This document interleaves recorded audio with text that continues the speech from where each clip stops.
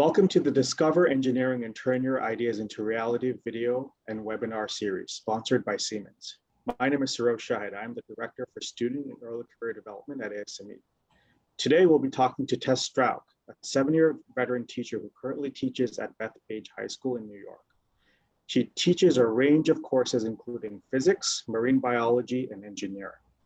In the past, Tess has taught in a variety of settings from a rural school in South Carolina to an urban school in Brooklyn to where she currently teaches, which is a suburban school in Long Island. Tess has used project and problem-based learning strategies in all her classes and found great success with all types of students. This past school year was her first year teaching engineering using the Siemens Engineering Design curriculum. This curriculum is designed as a project and problem-based learning program and is very easy to adapt various projects to better suit a range of students. Tess will share best practices about project and problem-based learning methods for high school students through the engineering perspective. So welcome, Tess. It's great to have you. Thank you, Strauch. I'm excited to be here to share some of my experiences in the classroom to ultimately engage and inspire students in STEM and to showcase some of the great tools available for teachers.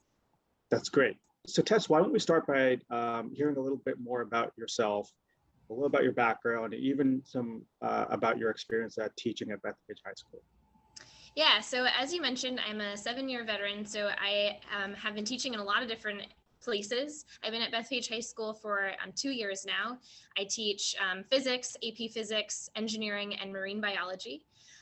I have used project problem-based learning in all of my years of teaching. I originally was introduced to it in South Carolina at my first job in a rural district. My school in South Carolina actually really emphasized project-based learning within the school and it encouraged their teachers to get involved. The sort of original style of teaching is called standards-based, and most courses have a set standards either given to them from the state or to a test or just to the subject matter itself. And teachers will, give notes to explain the information leading to those standards. We'll give tests, we'll give quizzes. But project-based learning is really emphasized on students learning through doing. And so being presented with either a project or a problem and learning the standards or the strategies of learning that content through accomplishing a task or a project. So when I was in South Carolina, I did a lot with physics. We built electrically designed houses where students learned how to design circuits through building a house. And another example here with my marine bio class is a brown tide project where here on Long Island, there's a huge issue with the brown tide in the Great South Bay.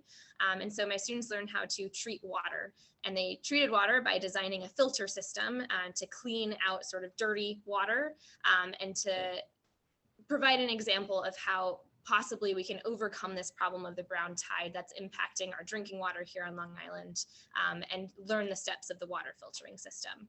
So they learned the system through doing instead of me just standing up at the front of the classroom and talking. That's incredible. So Tess, how do teachers learn or train in project or problem-based learning? That's a great question. I think it really stems from how engaged you want to get. I would say first and foremost, talk to your school district. There's a lot of school districts that are pushing this right now.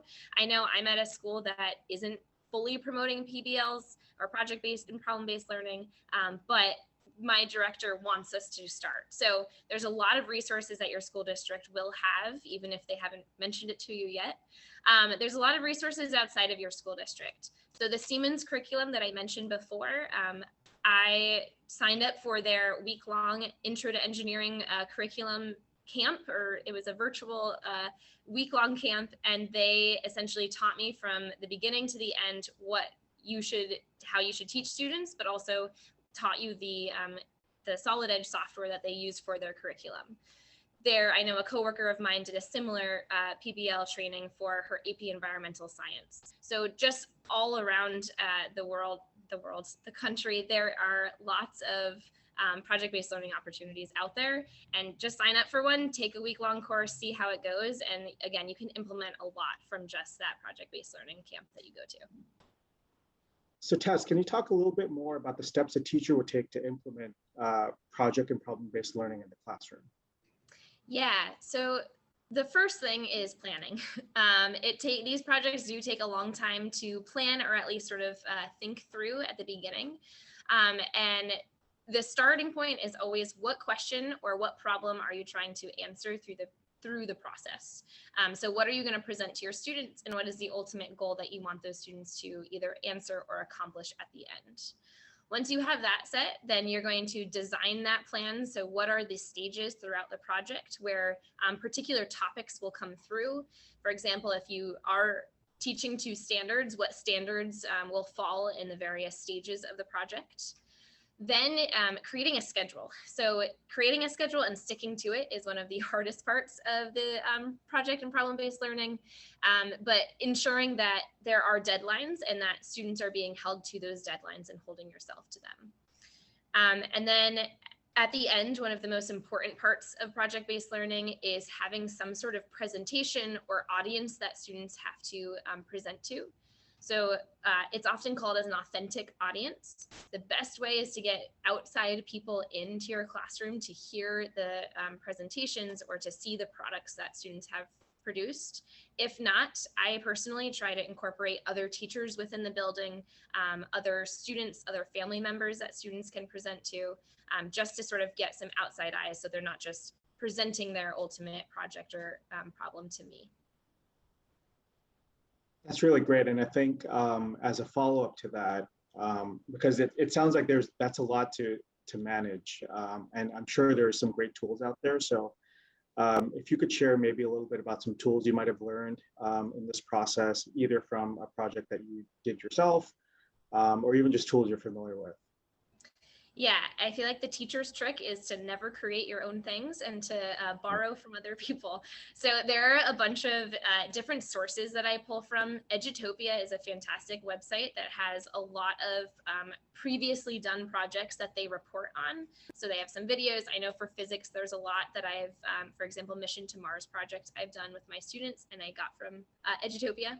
I listen to a lot of podcasts, and I cannot actually tell you where it was a podcast that popped up on my, you should listen to this. And it was about a physics PBL, and it led me to Edutopia. The George Lucas Foundation funds a lot of Edutopia, and they actually created an entire AP Physics 1 project-based learning curriculum that I was able to find. So yeah, there's a lot of Googling, a lot of discussion with other teachers in other districts, and how do you incorporate projects? But yeah, a lot of Googling, coming up with ideas, and searching through those websites. That's great. So let's say that we have all these tools available. We have a sense of the project. Can you share some best practices and keys to success for teachers to consider when they're considering project and problem-based learning in the classroom? Yeah, my biggest suggestion would be to put the work on the students. So personally, I give the task or the ultimate project to the students, and then I have them set their schedules. I have them plan the rest of the project essentially themselves and make their own benchmarks. So I will give them a deadline. This is when everything has to be done. Here are the tasks that you have to do. And then essentially they create their schedule for themselves. The sort of step-by-step process that I take first is the problem statement. Then I have my students brainstorm whatever ideas that they are thinking of. I have them do that individually. Then I have them sketch out ideas, especially in my engineering class. So for example, for a 3D puzzle that we designed, what are some ideas that you have about designing that 3D puzzle? For my water filter system in marine bio, I had them sketch out what are the different layers of materials you're going to need to put in this water filter system to create it best. So I always like individual brainstorming time first before group collaboration, just to allow their own ideas to be heard. After the brainstorming and sketching, they work in teams and they start to create their models or their prototypes, if it's a hands-on activity. And then after that, they sort of put together their findings, their conclusions, whatever presentations they have, and present it to the group. Once we've done one of those projects, again, the sort of step-by-step process is the same. And so those steps are more onto the students to figure out by themselves instead of me saying, okay, now it's brainstorming time, now it's modeling time. They get the hang of it, and after a while they know I have to go through all these stages before the end product. That's really good, great insight. And I guess as we kind of come to the end of our questions here, and you've given some great insights, some great tools, some great strategies. Even if we think about it as kind of summarizing this for teachers who might be watching, what advice or suggestions would you give to these teachers considering project and problem-based learning, and why it's been so successful for you in the classroom? I like to think that it's because of me, but I think it's mostly because of what the students are doing in the classroom. They are walking away not only being able to answer multiple choice questions on a test, but they're able to walk away designing something and with the thought of actually creating and putting together all of these pieces of the information that they've learned. And that's how science is in the real world. When I did research in college, I was hands-on studying birds, and kids in school, you don't just take tests the rest of your life. You are out there doing whatever your job is, especially in the STEM field. So it's giving them hands-on experience. They're able to do their own research. They're able to do these real 21st century skills that are so emphasized today. And they're collaborating, they're having fun, they're innovating. So it's really just a great way to get sort of your energy up in your classroom. That's great. Well, Tess, thank you so much for talking with us today. We really appreciate your time and all the great insights and resources you shared with us. Thanks again to Siemens for sponsoring this Discover Engineering and Turn Your Ideas into Reality video and webinar series. Thank you, everyone. Thank you so much.